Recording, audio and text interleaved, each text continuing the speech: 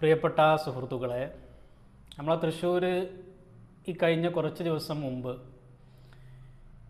ATM തകർത്ത് ലക്ഷക്കണക്കിന് രൂപ അടിച്ചു മാറ്റിയ ഒരു സംഭവം നമ്മളൊക്കെ അറിഞ്ഞു. ഹിന്ദിക്കാരായിരുന്നു അതിൻ്റെ പിന്നിൽ. വളരെ വെൽ പ്ലാനഡ് ആയിട്ടാണ് അവർ ഈ ശ്രമം നടത്തിയതെങ്കിലും എവിടൊക്കെയോ എന്തൊക്കെയോ പാളിച്ച പറ്റി ചുരുക്കി പറഞ്ഞാൽ പിടിക്കപ്പെട്ടു. അങ്ങനെ ന്യൂസുകളൊക്കെ നമ്മൾ അറിഞ്ഞു. നമ്മുടെ നാട്ടിൽ ലക്ഷക്കണക്കിന് അന്യസംസ്ഥാന തൊഴിലാളികളുണ്ട്. ഇപ്പോൾ ഈ പിടിക്കപ്പെട്ടവരൊക്കെ ഹിന്ദിക്കാരാണ്. ഈ അന്യസംസ്ഥാന തൊഴിലാളികൾ നമ്മൾ കരുതുന്നത് പോലെ അവരെ നാട്ടിൽ കൂലി കുറഞ്ഞത് കൊണ്ടോ തൊഴിലില്ലാത്തത് കൊണ്ടോ ഒക്കെ വരുന്ന കുറഞ്ഞ ആളുകളുണ്ട്. ഇവരിൽ തന്നെ മറ്റൊരു വിഭാഗം ആളുകൾ ഇവിടെ എങ്ങനെയെങ്കിലും ഇതുപോലെയുള്ള ക്രൈമുകൾ നടത്തി ഇങ്ങനെ മോഷ്ടിക്കാനോ ആ രൂപത്തിലൊക്കെ പണം കണ്ടെത്താൻ വേണ്ടിയിട്ട് നമ്മുടെ കേരളത്തിലേക്ക് വരുന്ന ആളുകളുണ്ട്. അതിലുപരി ഏറ്റവും പ്രധാനപ്പെട്ടൊരു കാര്യം എന്ന് പറയുന്നത്, ഇങ്ങനെ നമ്മുടെ കേരളത്തിലേക്ക് ജോലിക്ക് വേണ്ടി വരുന്ന ഈ ഹിന്ദിക്കാർ, അന്യസംസ്ഥാന തൊഴിലാളിയിൽപ്പെട്ട ആളുകൾ നാട്ടിൽ എന്തെങ്കിലും വലിയ കുരുത്തക്കേട് ഒപ്പിച്ച് പോലീസ് പിടിക്കാൻ ആ ഒരു ഘട്ടം വരുന്ന സമയത്ത് അവിടെ നിന്ന് മുങ്ങിയിട്ട് ഇങ്ങോട്ടാണ് വരുന്നത്. നാട്ടിലെന്തെങ്കിലും കുരുത്തക്കേട് ഒപ്പിച്ചിട്ടുണ്ടാവും, എന്തെങ്കിലും ഒരു പണി ഒപ്പിച്ച് പോലീസ് പിടിക്കും എന്ന് കാണുമ്പോൾ നേരെ ഓടിപ്പോരുന്ന സ്ഥലമാണ് കേരളം. ലക്ഷക്കണക്കിന് ആളുകൾ ഇവിടെ ഉണ്ട്. ക്രിമിനലുകളായ ഒരുപാട് ഹിന്ദിക്കാർ, അന്യസംസ്ഥാന തൊഴിലാളികൾ കൊൽക്കത്ത, ആസാം ഇവിടെ നിന്നൊക്കെ വരുന്നുണ്ട്. ഉത്തരേന്ത്യൻ ഭാഗങ്ങളിൽ നിന്ന് അതുണ്ട്. നമ്മൾ എന്താ ചിന്തിക്കുന്നത്? പാവങ്ങളാണ്, അവർ നാട്ടിൽ ജീവിക്കാൻ ഗതിയില്ലാതെ, അവിടെ ശമ്പളം അല്ല, അവിടെ കൂലി കുറവാണ്, പണിയില്ല, പട്ടിണിയാണ്, ദാരിദ്ര്യമാണ് എന്നൊക്കെ കരുതിയിട്ട് വരുന്നവരിൽ അങ്ങനെ വരുന്ന ആളുകളുമുണ്ട്. ഇല്ല, എല്ലാവരെയും ഞാൻ അടച്ചാക്ഷേപിക്കുകയല്ല കേട്ടോ. അങ്ങനെ വരുന്ന മാനമര്യാദക്ക് ഇവിടെ വന്നുകൊണ്ട് ജോലി ചെയ്ത് പണം സമ്പാദിക്കുന്ന ആളുകളുണ്ട്. കുടുംബത്തിന് വേണ്ടി അധ്വാനിക്കുന്ന ഒരുപാട് ഹിന്ദിക്കാരും അന്യസംസ്ഥാന തൊഴിലാളികളുണ്ട്. പക്ഷെ കൂട്ടത്തിൽ നല്ലൊരു ശതമാനം പക്കാ ക്രിമിനലുകളായ ഒരുപാട് ഹിന്ദിക്കാരും നമ്മുടെ നാട്ടിൽ തന്നെ ഒരു പക്ഷേ താമസിക്കുന്നുണ്ടാകും. എന്താണ്, ഇവർക്കൊന്നും യാതൊരു ലൈസൻസും ഇല്ല. ആർക്കും കേരളത്തിലേക്ക് വരാം. ഇവരൊക്കെ താമസിക്കുന്ന അവസ്ഥ, ആ സാമ്പത്തിക സ്ഥലത്തേക്ക് പോയി കഴിഞ്ഞാൽ വളരെ ദയനീയമായ അവസ്ഥയാണ്. സിംഗിളായിട്ട് ഒരാൾ മാത്രം കിടക്കാൻ അനുവാദമുള്ള ചെറിയ റൂമുകൾ പോലും 2-3 ആളുകളെ കിടത്തുന്ന സ്ഥലങ്ങൾ എനിക്കറിയാം. ഹിന്ദിക്കാർ ഒരാൾക്ക് കിടക്കാൻ പറ്റിയ റൂമാണ്, സിംഗിൾ റൂം എന്ന് പറഞ്ഞുകൊണ്ടാണ് അത് കൊടുക്കുന്നത്. 3 ആളുകൾ വരെ. കാരണം ഒരാളെ കയ്യിൽ നിന്ന് 1000 രൂപ വെച്ച് മാസം 3000 രൂപ വാങ്ങാം. ഒരാളെ കിടത്തിയാൽ 1000-2000 കിട്ടുള്ളൂ. നമ്മളാൾക്കാർ ഇവരെ വെച്ച് പൈസ ഉണ്ടാക്കാൻ നോക്കുകയാണ്. ശരിക്കും അങ്ങനെ പാടില്ല. ഈ അടുത്ത് നമ്മുടെ നാട്ടിൽ കുറച്ചായി, 1 വർഷം ഒക്കെ ആയിട്ടുണ്ടാവും, ഇതുപോലെ 2-3 ബംഗാളികൾ ഒരുമിച്ച് കിടന്നു. രാവിലെ എഴുന്നേറ്റ് നോക്കുന്ന സമയത്ത് ഒരാൾ തൂങ്ങിയിട്ടുണ്ട്. അത് തൂങ്ങിയതാണോ, അയാൾ സ്വയം തൂങ്ങിയതാണോ, ഇനി ഇവന്മാർ 2 പേരും കൂടെ കൊന്ന് തൂക്കിയതാണോ ഒന്നും അറിയില്ല. അത് ബോഡി എടുത്തു കൊണ്ടുപോയി. ഇവർ വിദ്യാഭ്യാസമില്ലാത്തവരാണ്, വിവരമില്ലാത്ത ആളുകളായതുകൊണ്ട് തന്നെ എന്തും ചെയ്യാനുള്ള ധൈര്യം ഇവർക്കുണ്ടാവും. പേടിയില്ലാത്തവർ ബുദ്ധിയും കുറഞ്ഞ ആളുകളായിരിക്കും. ബുദ്ധി കുറഞ്ഞ ആൾക്കാർക്ക് പേടി കുറവായിരിക്കും. ഇപ്പോൾ ഈ പറയപ്പെട്ട ഹിന്ദിക്കാരെ സംബന്ധിച്ചിടത്തോളം വലിയ വിവരം വിദ്യാഭ്യാസമൊന്നും ഉണ്ടാവില്ല. ഇപ്പോൾ പിടിക്കപ്പെട്ട ആളുകൾ മുസ്ലിമാണ്. ഇനിയിപ്പോൾ ഒരുപാട് അന്വേഷണങ്ങൾ ഉണ്ടാവും. വലിയ പേരുകളായിരിക്കും. ഷെയ്ഖുൽ ഇസ്ലാം, അല്ലെങ്കിൽ അമീർ മുഹമ്മദ് ഖാൻ, സൈഫുൽ ഇസ്ലാം, ഇങ്ങനെ വലിയ നീണ്ട പേരായിരിക്കും. അപ്പോൾ നമ്മൾ കരുതും ഇവരെന്തോ വലിയ കാര്യപ്പെട്ട കാളിമാരാണ്, ഹോജാക്കളാണെന്നൊക്കെ കരുതും. പക്ഷേ ഒന്നും ഉണ്ടാവില്ല. മദർസ ളുഹർ എത്ര റക്കായത്താണ് ചോദിച്ചു കഴിഞ്ഞാൽ അവർക്കറിയില്ല. കാരണം അവിടുത്തെ അവസ്ഥ അങ്ങനെയാണ്. അപ്പോൾ ഇങ്ങനെ ഒരുപാട് കേസുകളിൽ കുടുങ്ങിയിട്ട് നമ്മുടെ കേരളത്തിലേക്ക് വരുന്ന ഹിന്ദിക്കാരുമുണ്ട്. ഇവിടെ വന്നിട്ട് വല്ലതും നടത്തിയിട്ട് എങ്ങനെയെങ്കിലും കുറച്ച് മോഷണമോ അല്ലെങ്കിൽ ഇതുപോലെയുള്ള കവർച്ചകൾ നടത്തിയിട്ട് രക്ഷപ്പെട്ടിട്ട് നാട്ടിലേക്ക് പോകുക. അതായത് ഇവിടെ ക്രൈം നടത്തിയിട്ട് നാട്ടിലേക്ക് മുങ്ങാനുള്ള പ്ലാനിട്ട് കൊണ്ടും വരുന്നവരുണ്ട്. എന്നാൽ നല്ലൊരു ശതമാനം ആളുകളും വീട്ടിലെ ബുദ്ധിമുട്ട് കാരണം ഇവിടെ വന്നാൽ രക്ഷപ്പെടാമെന്ന് കരുതി നമ്മൾ ഗൾഫിലേക്കൊക്കെ പോകുന്നത് പോലെ ഇവിടെ വന്നുകൊണ്ട് മാന്യമായിട്ട് ജോലിക്ക് പോകുന്നവരുമുണ്ട്. അപ്പോൾ ഇവിടെ ക്രൈം നടത്തിയിട്ട് മുങ്ങിയിട്ട് ഇങ്ങോട്ട് വരുന്നവർ സാധാരണ എല്ലാവരും വരുന്നത് പോലെ തന്നെയാണ്. അവർ ആഴ്ചയിൽ 1-2 ദിവസം പണിക്ക് പോകും, ബാക്കി മുഴുവൻ ദിവസം റൂമിലായിരിക്കും. കാരണം പണിയില്ല എന്ന് പറഞ്ഞാൽ മതി. ശക്തമായ ഒരു മേൽനോട്ടം അല്ലെങ്കിൽ ഇവരെ നിരീക്ഷിക്കാൻ തന്നെ നമ്മുടെ ഗവൺമെൻറ്റിൻ്റെ ഭാഗത്ത് നിന്ന് ഒരു ശ്രമം ഉണ്ടാകണം. കാരണം ദിവസവും ആയിരക്കണക്കിന് ആളുകൾ നമ്മുടെ കേരളത്തിലേക്ക് വരുന്നുണ്ട് അന്യ സംസ്ഥാനത്ത് നിന്ന്. ഏതാണ് ഇവരൊക്കെ ടൈപ്പ്, എന്താണ് ഇവരുടെ പാശ്ചാത്തലം ആർക്കും അറിയില്ല. അവർ വരുന്നു, ഇതുപോലെയുള്ള പലതും നടത്തുന്നു, പോകുന്നു. 1000-2000 രൂപക്ക് വരെ ഇവർ പരസ്പരം അടികൂടി കൊന്ന് തൂക്കിയിടും. 1000-2000 രൂപേൻ്റെ കേസേ ഉണ്ടാവുള്ളൂ. പക്ഷേ അവർ കൊല്ലും. കാരണം ഇവനക്കറിയില്ല ഈ 1000 രൂപയ്ക്ക് വേണ്ടിയിട്ടൊന്നും ഈ സാധുവിനെ കൊല്ലേണ്ട കാര്യമില്ല എന്ന് ഇവർക്ക് ചിന്തിക്കാനുള്ള അത്ര പോലും വിവരമില്ലാത്ത ആളുകളാണ് ഭൂരിഭാഗം ആളുകളും. അതിന് പുറമെ നമ്മുടെ കേരളക്കാരുടെ കയ്യിൽ നിന്ന് ഏറ്റവും കൂടുതൽ പണം തട്ടുന്നവർ ഈ പറയപ്പെട്ട ഹിന്ദിക്കാരനാണ്. നമ്മൾ പറയും ഹിന്ദിക്കാരൊക്കെ വെറും ഊളകളാണ്, വിവരമില്ല, വിദ്യാഭ്യാസമില്ല എന്നൊക്കെ പറയുമെങ്കിലും ആളുകളെ പറ്റിക്കുന്ന കാര്യത്തിൽ അവർ നമ്പർ 1 ആണ്. കോടിക്കണക്കിന് രൂപയാണ് വർഷാവർഷം നമ്മുടെ കേരളക്കാരുടെ കയ്യിൽ നിന്ന് ഡിജിറ്റൽ, അതായത് ഹൈടെക് ആയിട്ട് തന്നെ അവർ പണം അടിച്ചു മാറ്റുന്നുണ്ട്. പഴയകാലത്ത് പോക്കറ്റടി, അല്ലെങ്കിൽ ട്രെയിനിൽ പോക്കറ്റടി, പിന്നെ അതുപോലെ തന്നെ മാല പറിച്ചു ഓടുക, ഇങ്ങനെയൊക്കെ ആയിരുന്നു മോഷണമെങ്കിൽ ഇന്ന് നേരെ തിരിച്ചാണ്. ഇന്നൊരു മൊബൈൽ ഫോൺ മതി. അവിടെ ഇരുന്നു കൊണ്ട് തന്നെ ആളുകളെ ഭീഷണിപ്പെടുത്തിയിട്ടും ആളുകളെ OTP അതുപോലെ തന്നെ ബാങ്ക് അക്കൗണ്ട് സംബന്ധമായ വിവരങ്ങൾ ശേഖരിച്ച് അതുവഴി പണം തട്ടുന്നവരുണ്ട്. ഇഷ്ടം പോലെ കേസുകളാണ് ഓരോ ദിവസം വരുന്നത്. ഇതൊക്കെ പിന്നിൽ ഹിന്ദിക്കാരാണ്. അപ്പോൾ അങ്ങനെയൊക്കെ കേസുകൾ വരുമ്പോൾ നമ്മൾ കരുതും ഇവർ ഈ വിഷയത്തിൽ നല്ല വിവരമുണ്ട്, ടെക്നോളജി നല്ലുണ്ട്. ടെക്നോളജി ഉണ്ടായത് കൊണ്ടൊന്നുമല്ല, ഇത് പറ്റിക്കാൻ അവർക്ക് പെട്ടെന്ന് കഴിയും, ബാക്കി വിവരങ്ങളൊന്നും ഉണ്ടാവില്ല. ഇനി എല്ലാവർക്കും വന്നു കൂടാനുള്ളൊരു സ്ഥലമാണ്, ഇതുപോലെയുള്ള എല്ലാ ആളുകളും വന്നു കൂടുന്നൊരു സ്ഥലമാണ് കേരളം. അപ്പോൾ കേരളത്തിൻ്റെ അവസ്ഥ, ഇവിടെ ഉള്ള ആളുകൾ കളവ് കൊണ്ട് തന്നെ ഇവിടെ പൊറുതി മുട്ടി നിൽക്കുകയാണ്. ഇപ്പോൾ കുറച്ച് ദിവസമായിട്ട് നമ്മളൊക്കെ കേൾക്കുന്നുണ്ട് ന്യൂസുകൾ അല്ലേ. ഒരു MLA തന്നെ മുന്നിട്ടിറങ്ങി ഇവിടുത്തെ പോലീസിൻ്റെ തലപ്പത്തിരിക്കുന്ന ആളുകൾ നടത്തുന്ന മോഷണങ്ങൾ ഒക്കെ നമ്മൾ അറിഞ്ഞു. സ്വർണം അടിച്ചു മാറ്റുന്നതും കസ്റ്റംസിൽ നിന്ന് പിടിച്ചാൽ കിട്ടുന്ന കമ്മീഷനേക്കാൾ പുറത്തുനിന്ന് വന്നാൽ കിട്ടുന്നത് കൊണ്ട് തന്നെ പുറത്തേക്ക് ഇറക്കിയിട്ട് കമ്മീഷൻ വാങ്ങുന്ന അവസ്ഥകൾ വരെ നമ്മൾ അറിഞ്ഞു. ഇങ്ങനെ എന്തെല്ലാം നമ്മുടെ ചുറ്റുവട്ടം നടക്കും. ഇതിനൊക്കെ പുറമെ ഇവരുടെ കളവും അത് വേറെയും. ചുരുക്കി പറഞ്ഞാൽ മലയാളികൾക്ക് തിരിയാനും അറിയാനും ഇപ്പോൾ കഴിയുന്നില്ല. എങ്ങോട്ട് തിരിഞ്ഞാലും കള്ളന്മാരാണ്. ആരെയും വിശ്വസിക്കാൻ പറ്റാത്ത അവസ്ഥ. നമ്മൾ പറയാറുണ്ട്, കുനിഞ്ഞു നിന്നാൽ അരിഞ്ഞു കൊണ്ടുപോകുന്ന രൂപത്തിലുള്ള ഒരു അവസ്ഥയിലേക്ക് കേരളത്തിൽ.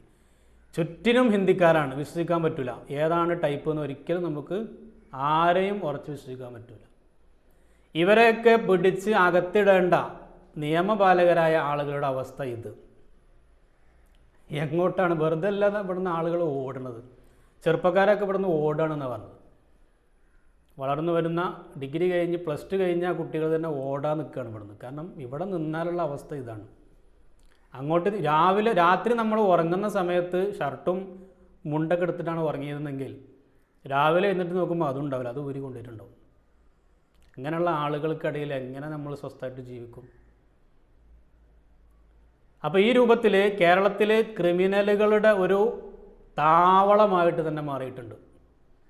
ഇന്ത്യക്കാരിപ്പോൾ ചെയ്യുന്ന ക്രൈമുകളൊക്കെ കുറഞ്ഞത് മാത്രമേ പുറത്തു വരുന്നുള്ളൂ. ഒരിഷ്ടം പോലെ കേസുകൾ പുറംലോകം അറിയാത്ത ഒരുപാടുണ്ട് ഇവരോട് കാട്ടിക്കൂട്ടുന്നത്. മാധ്യമ ശ്രദ്ധ കിട്ടുന്നത് കൊണ്ട് ചിലത് പൊതുജനം അറിയുന്നുണ്ട്, അല്ലാത്തതൊക്കെ മൂടി വെച്ചവർ പോകുന്നുണ്ട്. അപ്പോൾ നല്ല നിലക്ക് പണമുണ്ടാക്കി പോകുന്ന ഹിന്ദിക്കാരും ഉണ്ട്. ഇവിടെ വന്നുകൊണ്ട് പണം അടിച്ചു മാറ്റി ആളുകളെ പറ്റിച്ചു കൊണ്ടുപോകുന്ന അത് വേറെയും ഒരു ടീമുണ്ട്. ചുരുക്കി പറഞ്ഞാൽ കേരളത്തെ പറ്റിക്കാനും സുഖമാണ്, കേരളത്തിൽ നിന്ന് പണം അടിച്ചു കൊണ്ടുപോകാനും വളരെ സുഖമായിട്ടുണ്ട്. ഏറ്റവും വളരെ സിമ്പിളായിട്ട് പറ്റിക്കാൻ പറ്റിയ ആളുകൾ ആരാന്ന് വെച്ച് കഴിഞ്ഞാൽ ഹിന്ദിക്കാർ പറയും കേരളക്കാരാണ്. കാരണം അവർ കേരളക്കാരെ കൊണ്ട് ജീവിച്ചു പോകുന്ന ആളുകളാണ്. കേരളത്തിലെ ആളുകളെ പറ്റിച്ച് മാത്രം കോടികൾ ഉണ്ടാക്കുന്ന ഒരുപാട് ആളുകളുണ്ട്. ഇപ്പോൾ ഈ ഫേക്ക് ലോൺ ആപ്പിനെ പറ്റി ഞാൻ കുറച്ച് മുമ്പ് ഒരു വീഡിയോ ചെയ്തിരുന്നു. ഇഷ്ടംപോലെ കേസുകളാണ് ഇതുപോലെ ആളുകളുടെ കയ്യിൽ നിന്ന് പണം പേടിപ്പിച്ച് പണം വാങ്ങിയിട്ട്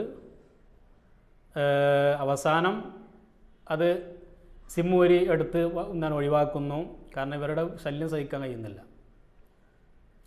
ഞാൻ ഈ അടുത്തൊരു ഫേക്ക് ലോൺ ആപ്പിൽ നിന്ന് കുറച്ച് പൈസ എടുത്തു. അങ്ങനെ ഞാൻ പിന്നീടാണ് അത് അറിഞ്ഞത് ഫേക്ക് ലോണാണ് ആപ്പാണെന്നുള്ളത്. ഞാൻ 4-5 ദിവസം കഴിഞ്ഞ് അവർ വിളിച്ചു കഴിഞ്ഞിട്ട് ഞാൻ പറഞ്ഞു, അവർ പറഞ്ഞു ഇന്ന് തന്നെ പൈസ വേണമെന്ന് പറഞ്ഞു. അപ്പോൾ എനിക്ക് മനസ്സിലായി. കാരണം ഫേക്ക് ലോൺ ആപ്പിൽ നിന്ന് 7 ദിവസമാണ്, 5 ദിവസം കഴിയുമ്പോഴേക്കും അവർ വിളിക്കാൻ തുടങ്ങും.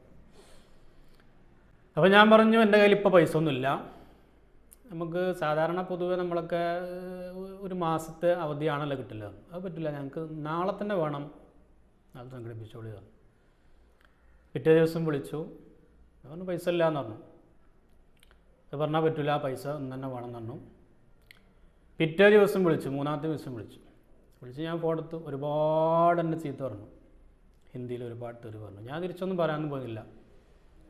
തെറി പറഞ്ഞ് മടുത്ത് അവസാനം പിന്നെ അവരുടെ സ്ഥിരം പല്ലവി, നിങ്ങളെ ഫോട്ടോ ഞങ്ങൾ മോർഫ് ചെയ്യും, ചെയ്തോളാൻ പറഞ്ഞു. ഞങ്ങൾ നിങ്ങളെ ഫ്രണ്ട്സിനും ഒക്കെ അയക്കും പറഞ്ഞു.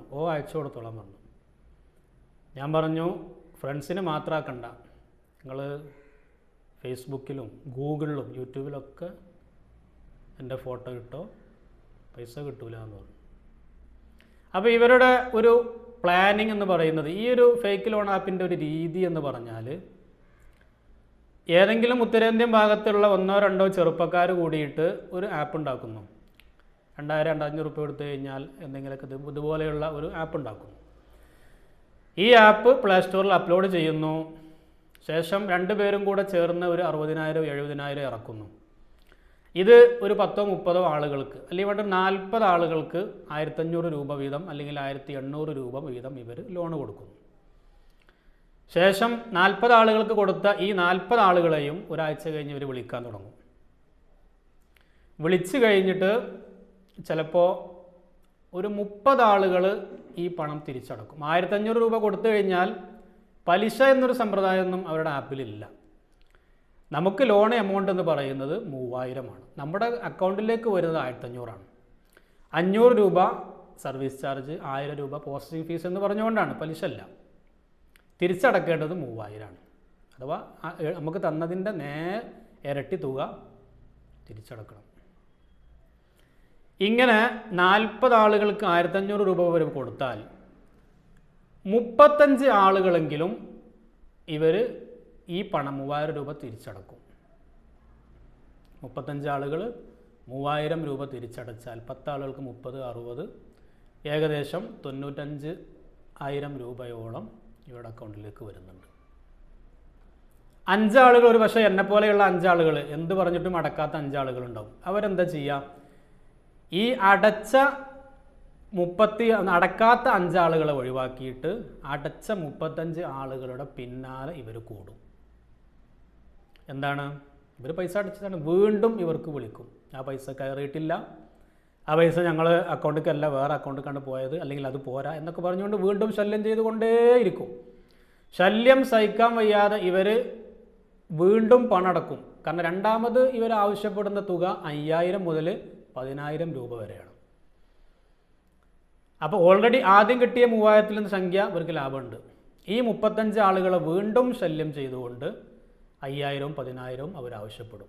ഇല്ല എന്നുണ്ടെങ്കിൽ നേരത്തെ എന്നോട് പറഞ്ഞതുപോലെ മാക്സിമം ഇവരുടെ ഭീഷണി എന്ന് പറയുന്നത് ഈ മോർഫ് ചെയ്യലാണ്, അതിനപ്പുറത്തേക്കൊന്നുമില്ല. അപ്പോൾ ഈ 35 ആളുകൾ ഒരു ഗതിയില്ലാതെ ഇവന്മാരുടെ ശല്യം തീരട്ടെ എന്ന് കരുതിയിട്ട് വീണ്ടും അയച്ചു കൊടുക്കും. 5000, 7000, 10000 അയച്ചു കൊടുക്കും. അത് കിട്ടിക്കഴിഞ്ഞാൽ ഒരു പക്ഷേ ആ 35 ആളുകളിൽ നിന്ന് 30 ആളുകളെങ്കിലും ഈ രൂപത്തിൽ 5000, 7000 അയച്ചു കൊടുത്തു എന്ന് കരുതുക. ഈ 5 ആളുകളെ അവർ ഒഴിവാക്കും. കിട്ടാത്ത 5 ആളുകളെ വീണ്ടും ഒഴിവാക്കും. ഈ തന്ന 30 ആളുകളുടെ പിന്നാലെ അവർ വീണ്ടും കൂടും. ഇങ്ങനെ പരമാവധി അടച്ച ആളുകളിൽ നിന്ന് തന്നെ വീണ്ടും വീണ്ടും വീണ്ടും പണം ആവശ്യപ്പെട്ട് ശല്യം ചെയ്യുന്നു, ഭീഷണിപ്പെടുത്തുന്നു. ഇങ്ങനെ പരമാവധി അവരെ പിഴിഞ്ഞ് ചണ്ടിയാക്കി എത്രത്തോളം കിട്ടുമോ അത്രത്തോളം ഇവർ കൈക്കലാക്കും. സ്ത്രീകളാണെങ്കിൽ ഇവർക്ക് അറിയാം, സ്ത്രീകളാണെങ്കിൽ എന്തായാലും പേടിക്കും, ചോദിക്കുന്ന പണം കിട്ടുന്നു. അതുകൊണ്ട് തന്നെ സ്ത്രീകൾക്ക് പെട്ടെന്ന് ലോണ് കിട്ടും. എനിക്കിഞ്ഞ് ലോണ് തരൂല. അപ്പോൾ ഇങ്ങനെ ഒരുപാട് തട്ടിപ്പുകൾ നടക്കുന്നുണ്ട്. ഇതാണ് തട്ടിപ്പിൻ്റെ രീതി എന്ന് പറയുന്നത്. അപ്പോൾ ഈ രൂപത്തിൽ ഒരാഴ്ച കൊണ്ട് ഇവരുണ്ടാക്കുന്നത് അല്ലെങ്കിൽ ഒരു മാസം കൊണ്ട് ഉണ്ടാക്കുന്നത് ലക്ഷക്കണക്കിന് രൂപയാണ്. ഇതൊക്കെ ഏതെങ്കിലും കുഗ്രാമത്തിൽ, ചെറിയ ഗ്രാമത്തിൽ ഒന്നോ രണ്ടോ ഹിന്ദിക്കാർ തുടങ്ങുന്ന പരിപാടിയാണ്. നേരിട്ട് അവർ പലരും ചോദിക്കാറുണ്ട്, നേരിട്ട് വരും. നേരിട്ട് അവർ ഒരിക്കലും വരില്ല. വന്നാൽ അവരുടെ കയ്യും കാലും തല്ലൊടിച്ച് അപ്പം തന്നെ നമ്മൾ ഇൻഫോം ചെയ്താൽ മതി പോലീസിന്, ഇതാ ഇവിടെ വന്നിട്ടുണ്ട്. അവർക്കറിയാം നമ്മളവിടെ പോയി കഴിഞ്ഞാൽ പിന്നെ ഒരു തിരിച്ചു വരവ് ഉണ്ടാവില്ല എന്ന് അവർക്കറിയാം. അതുകൊണ്ട് ഒരിക്കലും ഇങ്ങോട്ട് വരാൻ പോകുന്നില്ല, ഒരിക്കലും അവർ വരില്ല. അവർ ഈ ഫോൺ വിളിക്കുക, ശല്യം ചെയ്യുക, ഈ പറയപ്പെട്ട ഭീഷണി, ഫോട്ടോ അങ്ങനാക്കും ഇങ്ങനാക്കും എന്നൊക്കെ പറഞ്ഞു. അത് ചെയ്തോളം പറഞ്ഞു കഴിഞ്ഞാൽ അവർ മനസ്സിലാക്കും പൈസ കിട്ടൂല, അവർ നമ്മൾ ഒഴിവാക്കും. അപ്പം അങ്ങനെ ഫോട്ടോ മോർഫ് ചെയ്തിട്ടൊന്നും അവർ സമയം കളയാറില്ല. പരമാവധി കിട്ടൂല എന്ന് കണ്ടു കഴിഞ്ഞാൽ അവരെ ഒഴിവാക്കും, കിട്ടുന്നവരുടെ പിന്നാലെ കൂടും. സാധാരണ നമ്മുടെ നാട്ടിലുള്ള ബാങ്കുകാർ ചെയ്യുന്നത് കൊടുക്കാത്ത ആളുകളുടെ പിന്നാലെ കൂടലാണ്. ഇവരുടെ രീതി നേരെ ഓപ്പോസിറ്റാണ്. കൊടുക്കാത്ത ആളുകളെ ഒഴിവാക്കിയിട്ട് കൊടുത്തവരുടെ പിന്നാലെ കൂടും. ഇങ്ങനെ കോടിക്കണക്കിന് ലക്ഷക്കണക്കിന് രൂപയാണ് മാസം അല്ലെങ്കിൽ വർഷത്തിൽ ഇവരുണ്ടാക്കിക്കൊണ്ടിരിക്കുന്നത്. മലയാളികളെ മാത്രം പറ്റിച്ചുകൊണ്ടാണ്. ഇങ്ങനെ എല്ലാവരാലും പറ്റിക്കപ്പെടാനും മാത്രമായിട്ട് മലയാളികൾ മാറിയിട്ടുണ്ട് എന്ന് നമ്മൾ വളരെ വിഷമത്തോടു കൂടി മനസ്സിലാക്കുകയാണ്.